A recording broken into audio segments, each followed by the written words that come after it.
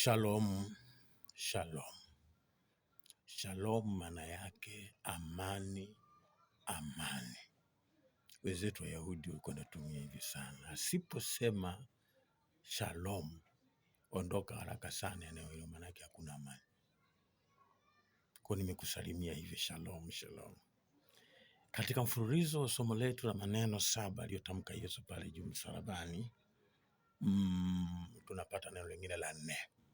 Linasema, mama mtazame mwanao na mwana mtazame mama yako. Lakini sambamba na hilo likapatikana neno lingine, jirilieni nyinyi enyi wanawake, msinililie mimi. Jirilieni nyinyi na watoto wenu. Kwa alikuwa na maanisha kwamba kanisa ni mama na mwana ni mchungaji. Sasa mchungaji mwangalie mama, mwangalie kanisa, na kanisa mwangalie mchungaji. Kanisa mwangalie mchungaji, mchungaji mwangalie kanisa, akijua kabisa kwamba kanisa ni mwili wa Kristo na yeye ni kichwa cha kanisa. Sasa mwangalizi wa kanisa ni mchungaji. Mchungaji hayupo na kanisa halipo. Kanisa halipo na mchungaji hayupo.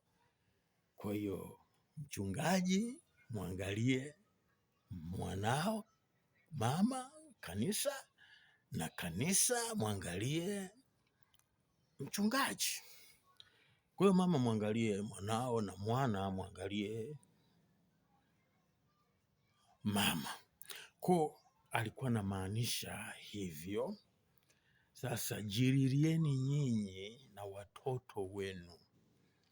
Kanisa lijililie na washirika wao.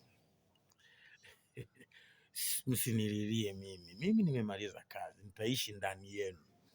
Nilikuwepo Nazareti, Yerusalemu, basi nikamaliza kazi.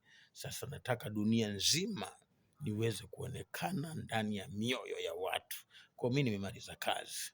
Sasa kanisa jililieni wenyewe na washirika wenu.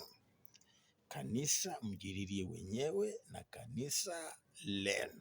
Yaani mama, jililieni nyinyi na watoto wenu, msinililie mimi.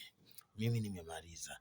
Nikasema kaeni ndani yangu nami nitakaa ndani yenu.